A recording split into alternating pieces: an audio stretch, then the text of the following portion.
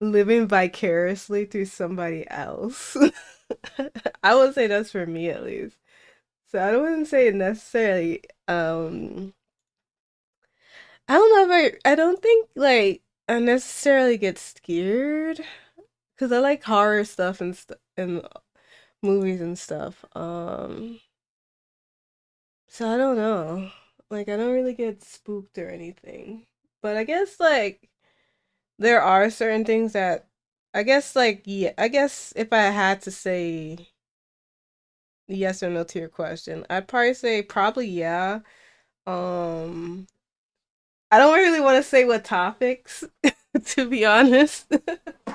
So I would say yeah, but I wouldn't say which topics would probably spook me the most. But yeah. sometimes I would say sometimes, not all the time. But yeah, sometimes I kind of pick them on purpose. But normally I would say no. Sunday. It was Remembrance Sunday. Remembrance Sunday in the UK is basically like Veterans Day in the US, a day to remember our war dead and pay our respects to them. A lot of people choose to stop and stand still at 11 a.m., the same time that the guns fell silent in World War I, and have a minute's silence. And a lot of people get together at places like cathedrals or army places, and say prayers and stuff like that. What about Some you? churches have a drink after the services too.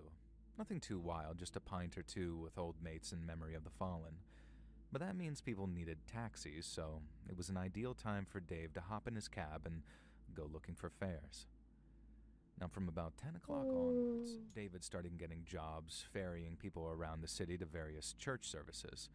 But he also got jobs taking one or two groups to the cathedral, which is where this big Remembrance Day ceremony was being. You know what? Just to save on time, I'm gonna switch to the Appalachian Mountains.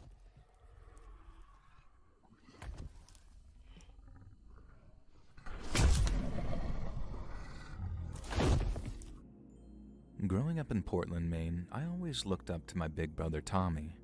He was funny, he was brave, and he was by far the best player on his high school football team. Like I said, He was was so so you good already know what that his happens. coaches were talking about scholarships by the time his senior year rolled around.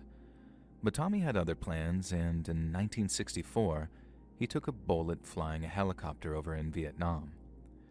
And in typical Tommy fashion, he managed to fly his bird back to base, and he even landed the thing before passing out. Doctors fought to save his life, but sadly, he didn't make it through the surgery, and we lost him. I was 13 when we got the